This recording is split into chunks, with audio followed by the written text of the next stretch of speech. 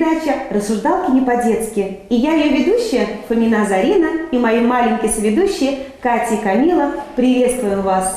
Ребята, как вы думаете, о чем мы сегодня будем говорить? Отгадать легко и быстро. Мягкий, пышный и душистый. Он и черный, он и белый, а бывает подгорелый. Хлеб! Правильно, ребята, именно о хлебе мы с вами сегодня и поговорим. Хлеб, хлебушек, хлебушка.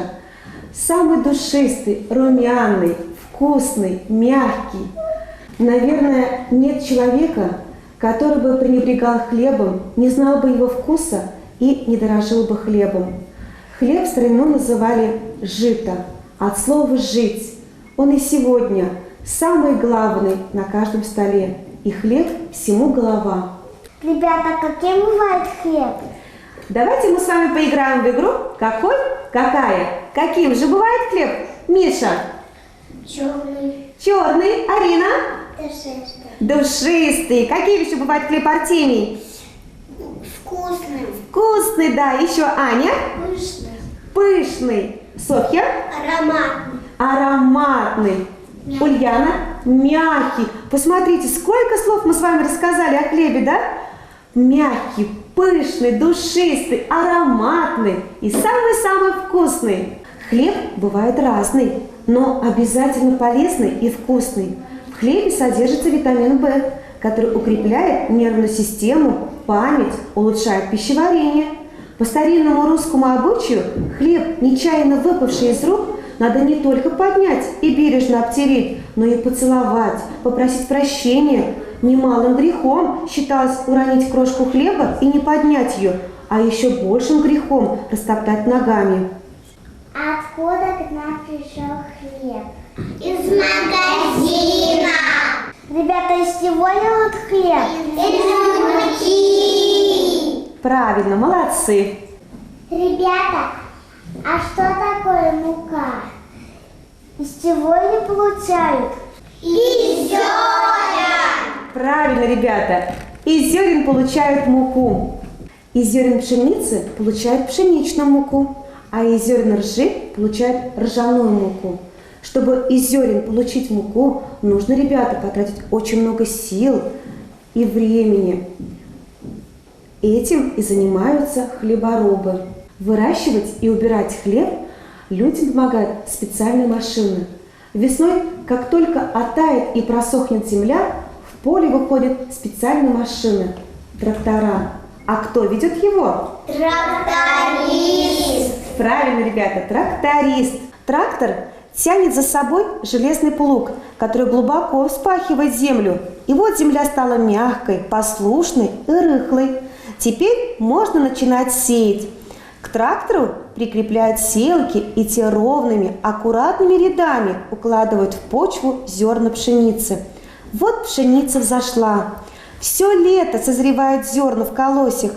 Поле в это время очень красивое. А давайте и мы с вами превратимся в зернышки, которые посеяли в поле. В землю зернышко попало, прорастать на солнце стало. Дождик землю поливал, и росточек подрастал. К свету и теплу тянулся, и красавцем обернулся.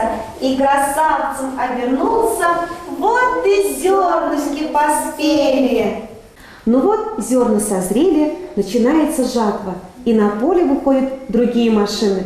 Комбайны. А кто работает на комбайне? Комбайнер. Комбайнер, правильно.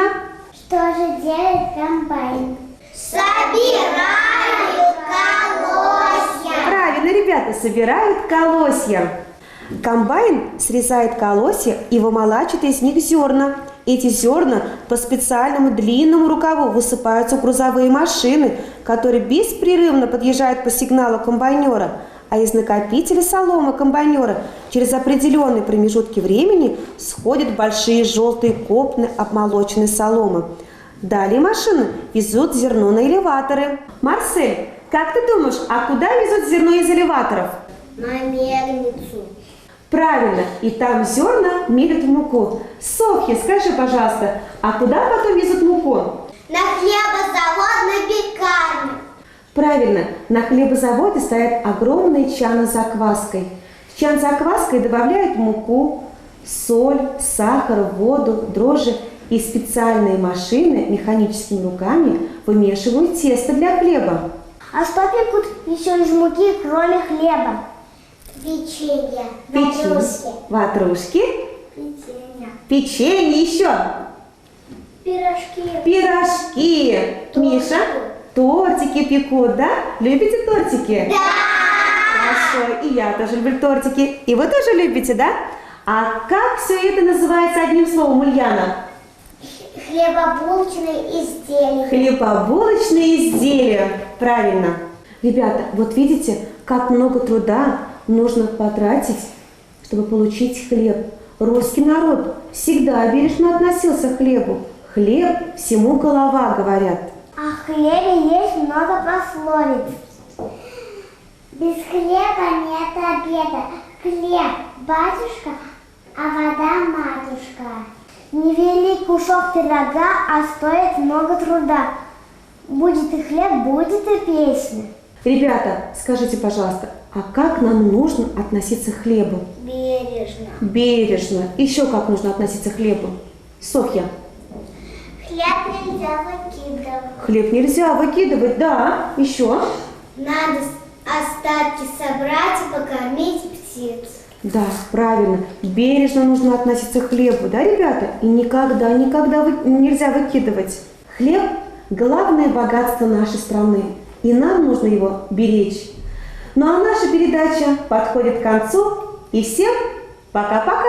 Пока-пока!